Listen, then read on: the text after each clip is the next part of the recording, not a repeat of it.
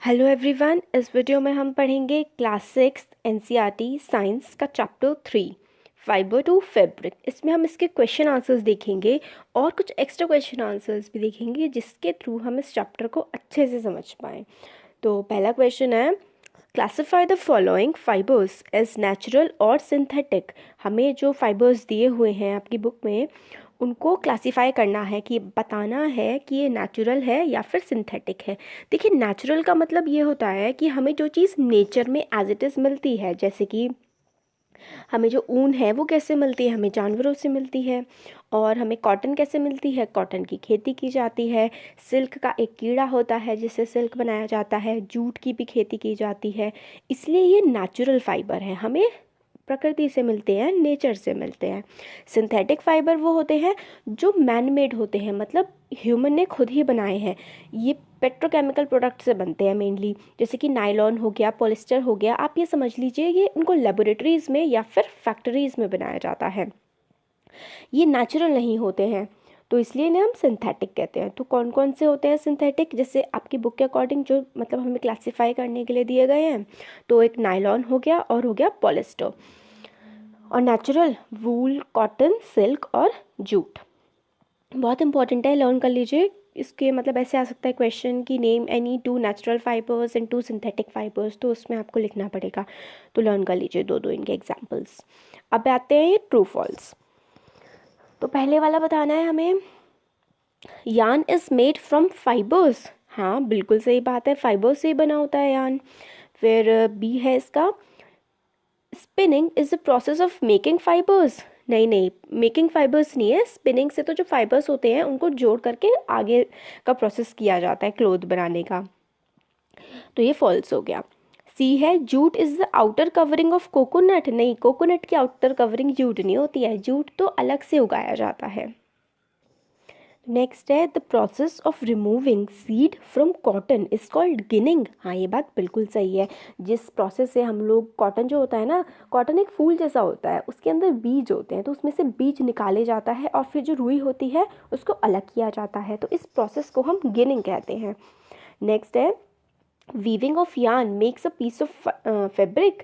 ये बिल्कुल सही है। देखिए, जो यान होते हैं ना, धागे धागे जैसे होते हैं, उनको हम वीव करके, सिल करके एक पूरा कपड़ा बना लेते हैं ना, तो उसको हम क्या कहते हैं, वीविंग ऑफ यान।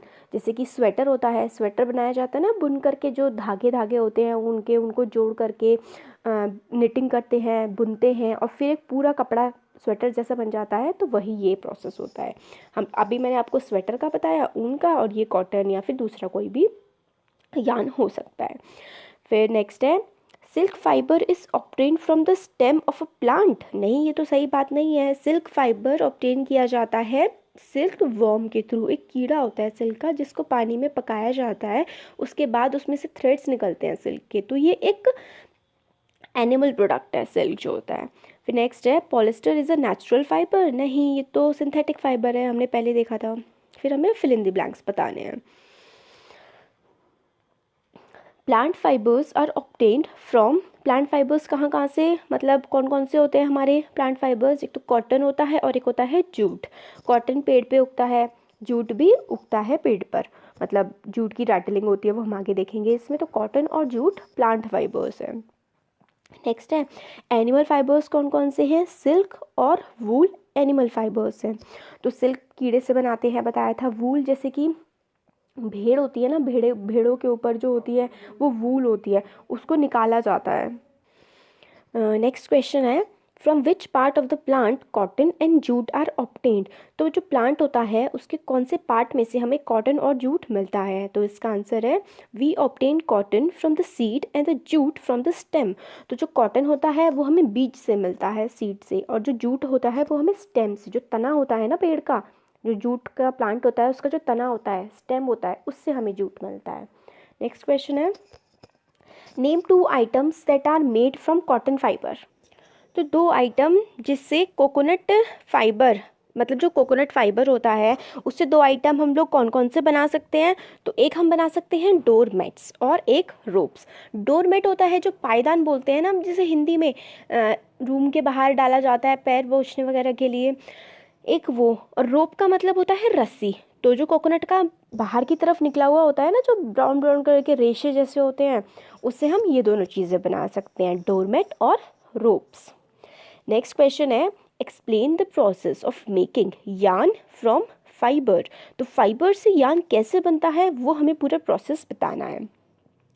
तो ये है, the process of making yarn from fibre is called spinning. तो जो प्रोसेस होता है जिससे हम लोग फाइबर से यार्न बनाते हैं, उस प्रोसेस को हम कहते हैं spinning. The fibres that are drawn from the seeds are twisted to form yarn. तो जो फाइबर होते हैं जिसको निकाला जाता है सीड में से, है ना, जो बीज होता है उससे फाइबर निकाले जाते हैं और फिर उसके बाद ट्विस्ट करा जाता है, उनको मोड़ा जाता है, घुमाया जाता है यार्न को बनाने के लिए। This process is done by hand by using a spindle, a charkha और बाय मशीन। और ये जो पूरा काम होता है ये कई तरीके से किया जा सकता है फाइबर से यार्न बनाने का।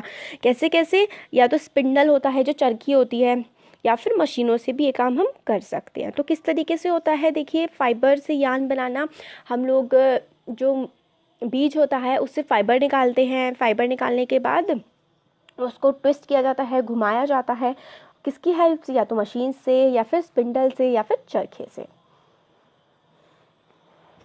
फिर नेक्स्ट क्वेश्चन है कि हमें फाइबर्स को डिफाइन करना है, डिफाइन फाइबर्स। तो इसका आंसर होगा, the thin strands of thread that are made up of still thinner strands are called fibres. तो फाइबर क्या होते हैं, जो पतले पतले से धागे होते हैं, थिन थ्रेड्स होते हैं। थ्रेड का मतलब होता है धागा। तो इसमें से भी और भी जो पतले जो स्ट्रैंड्स निकाले जाते हैं, उनको और भी ज़्यादा पतला किया जाता है धागों को, तो उसको हम क्या कहेंगे, फाइबर कहेंगे। अब नेक्स्ट है, व्हाट आर फैब्रिक। फैब्रिक क्या होता है, तो fabric means a woven material, textile और other material resembling woven cloth. तो फैब्रिक क्या होता है, एक बुना हुआ मटेरियल होता है। जैसे नॉर्मल आपका जो कपड़ा होता है ना, उसको आप फैब्रिक कह सकते हैं। कुछ भी हो सकता है, ऊन का भी हो सकता है और कॉटन का भी हो सकता है, जो मतलब एक पूरे कपड़े को रिजेंबल करे ना, जो एक कपड़े जैसा दिखे, वो हमारा फैब्रिक होता है। नेक्स्ट क्वेश्चन है, name the thing which is use to make fabric. Fabric कैसे बनता है, तो इसका आंसर तो सिंपल सा है, फैब्रिक बनता है हमारा यार्न से।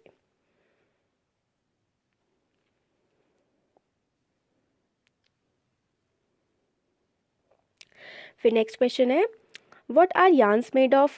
यार्न्स जो है वो कैसे बने होते हैं, तो yarns are made of strands called fibre.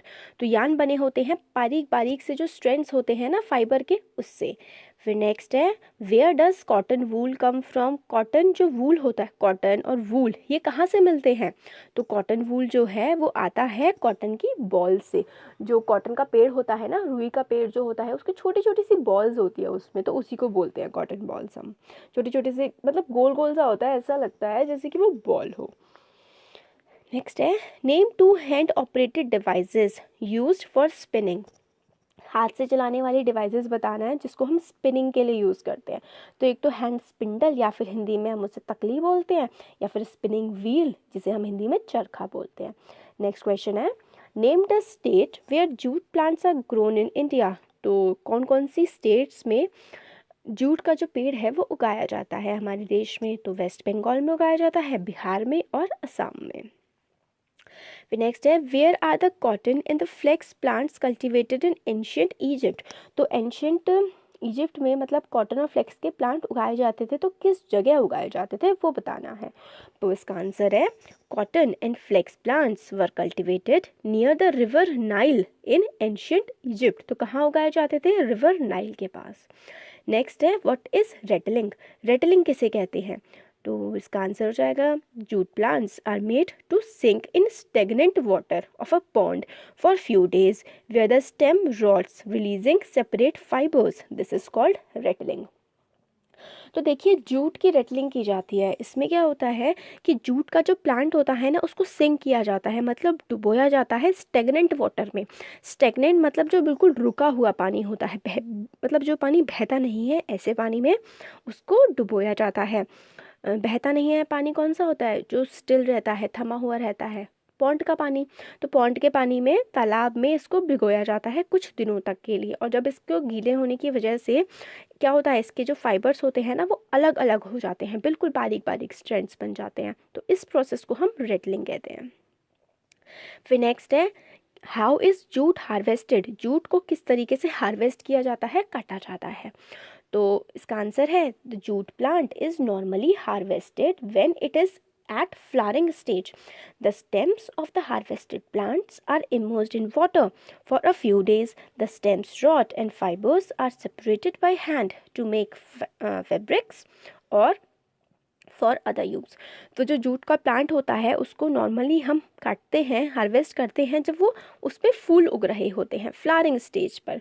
तो जो स्टेम होती हैं उनको, stem of the harvested plants are immersed in water, फिर जो स्टेम काटते हैं हम उसको पानी में डुबो देते हैं कुछ दिनों के लिए, जिसको हम रेटलिंग कहते हैं। अभी देखा हमने स्टेम जो है वो रॉट करती हैं, रॉट का मतलब होता है सड़ना, वो सड़ती हैं और उसमें से फाइबर सेपरेट हो जाते हैं जिसको हाथ से अलग निकाला जा सकता है। इससे आप फैब्रिक बना सकते हैं और कोई और यूज़ में भी इसको हम ला सकते हैं।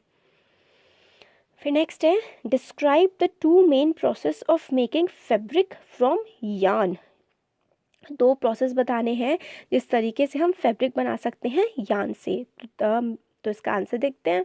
Two main processes of making fabric from yarn are weaving and knitting. तो देखिए वीविंग का मतलब बुनना होता है, मतलब जैसे कपड़े देख लेते हैं पहले। देखिए the process of arranging two sets of yarns together to make a fabric is called weaving. Weaving of fabric is done on looms. The looms are either hand operated or power operated. तो देखिए अलग अलग जो मतलब yarns होते हैं ना, set of yarns लेकर के जब मतलब दो तरीके के अलग अलग यार्न्स को मिलाया जाता है तो उससे क्या बनता है, फैब्रिक बनता है। और इस प्रोसेस को क्या हम कहते हैं, वीविंग कहते हैं।